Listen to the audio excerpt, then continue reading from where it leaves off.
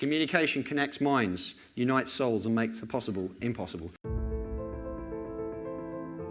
Where there is a will, there is a way. Because being set for success is being consistent, not just giving up after a little while. The importance of your aim can never, ever be understated. But essentially, ladies and gentlemen, the key driver for success is you. It's always been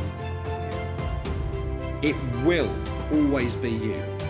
It's we need to be an opportunist. And there's a great quote that says, optimists and opportunists. Optimists dream, but opportunists deliver. In order to care for others, you first have to care for yourself. But your mindset, that's where I can help you.